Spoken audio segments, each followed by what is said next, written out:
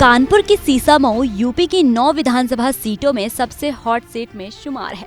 यहाँ वैसे तो सपा का बीजेपी से सीधा मुकाबला है, लेकिन शायद इस सियासी मुकाबले में समाजवादी पार्टी आगे निकल गई है, क्योंकि एक तो ये कई साल से सपा का गढ़ है, जबकि दूसरी बात अंतर्कलह की है। जी हाँ, सूत्रों से पता चला है कि बीजेपी की जीत पर अंतर्कलह के बादल मंडरा रहे हैं। दरअसल बीजेपी ने इस चर्चित सीट पर 2 बार हार दर्ज करा चुके सुरेश अवस्थी पर तीसरी बार नाव चला है। माना जा रहा है कि कानपुर के बीजेपी नेताओं को पार्टी का यही फैसला रास नहीं आ रहा।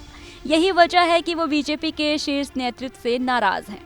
सूत्रों से खबर है कि बीजेपी के पूर्व सांसद ने अपनी बेटी के लिए सीसामऊ सीट पर टिकट की दावेदारी की थी, जिसे नकार दिया गया। फिर बेटे के नाम की चर्चा हुई, लेकिन उसे भी बीजेपी ने नजरअंदाज कर दिया। जबकि दूसरी अंतर्कलह की वजह पूर्व दलित विधायक को टिकट न देने पर है। कहा जा रहा है कि बीजेपी ने दलित पूर्व विधायक को इस सीट पर टिकट देने के लिए बुलाया था। मुख्यमंत्री ने उनके साथ मुलाकात कर फोटो भी खिंचवाई थी, लेकिन आखिरी वक्त में उन्हें भी टिकट नहीं दी गई।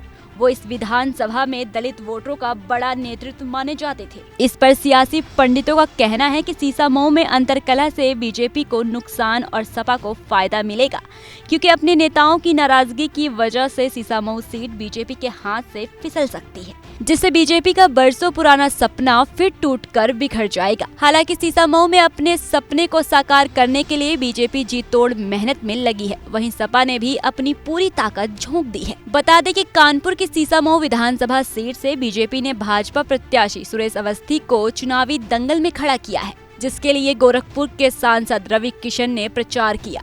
तो वहीं सपा की तरफ से नसीम सोलंकी उनके साथ 2-2 हाथ करने को तैयार हैं। नसीम सोलंकी समाजवादी पार्टी के पूर्व विधायक इरफान सोलंकी की पत्नी है। बहरहाल बीजेपी के अंतर्कलह की सुगबुगाहट का असर चुनाव में दिखता है या नहीं, ये सवाल अहम है। और उससे भी बड़ा सवाल ये है कि अगर बीजेपी के नेताओं में नाराजगी है तो क्या इसका फायदा सपा को होगा?